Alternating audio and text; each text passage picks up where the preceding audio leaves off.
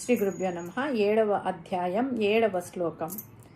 ఈ శ్లోకము పరమాత్మ యొక్క సర్వవ్యాపకత్వాన్ని, సర్వోన్నత స్థితిని తెలియజేస్తుంది.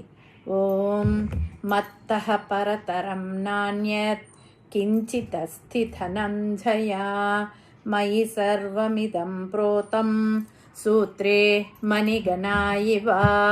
ముందుగా పదానికి అర్థం తెలుసుకుందాం.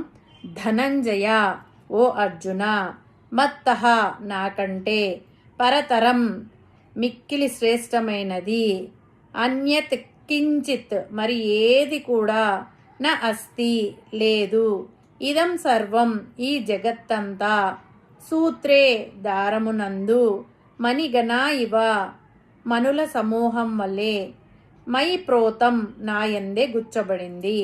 తాత్పర్యం ఏమిటంటే, ఓ అర్జున, నాకంటే శ్రేష్టమైనది లేదా మించినది ఈ ప్రపంచంలో మరేది లేదు.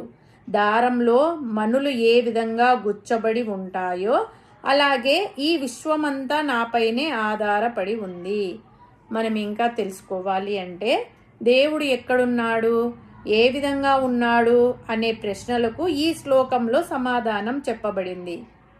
పాలయందు వెన్నవలే, నువ్వులలో నూనె వలె, మనులలో దారం వలె పరమాత్మ ఈ సృష్టినంతా వ్యాపించి ఉన్నాడు. ఆయన లేని చోటు లేనే లేదు. ఆయన కంటే వేరైన మరి యొక్క వస్తువు ముల్లోకాలలో లేనే లేదు. ఈ సత్యమే ఇక్కడ నిరూపించబడింది. మట్టి నుండి కుండ వచ్చింది. మట్టి ఎక్కడ ఉంది అంటే, కుండ అంతా మట్టి ఉంది, కానీ మనకు కనిపించేది కుండ మాత్రమే. అలాగే బంగారు ఆభరణాలలో అంతటా బంగారమే ఉంది, కానీ మనకు అది ఒక ఆభరణం రూపంలో కనపడుతూ ఉంది. బంగారం తీసేస్తే ఆభరణం లేదు, మట్టి లేకుంటే కుండ లేదు. అలాగే ఈ జగత్తంతా పరమాత్మ అంతర్లీనంగా వ్యాపించి ఉన్నాడు. కంటికి కనిపించని పరమాత్మ లేకపోతే మన కంటికి కనిపించే ఈ జగత్తు లేదు.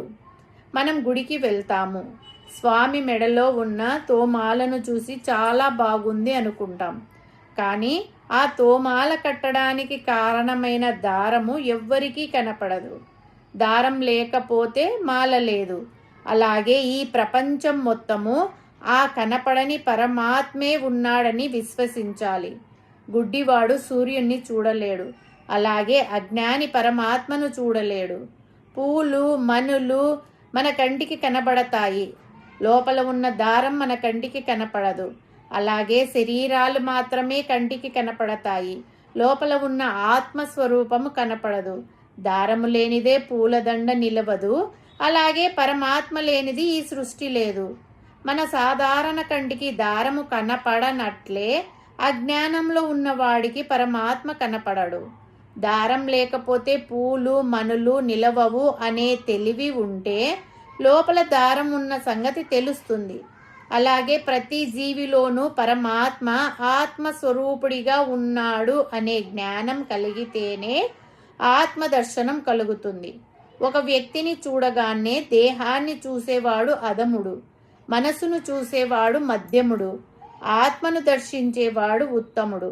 ఇటువంటి భగవత్ వాక్యాలను వినిన తర్వాత మనుషులు ప్రయత్నపూర్వకంగా తమ దృష్టిని మరల్చుకొని స్థూలమును మాత్రమే కాక అంతరమున కల సూక్ష్మమగు ఆత్మ వస్తువు కూడా చూచుటకు అభ్యాసం చేయవలెను.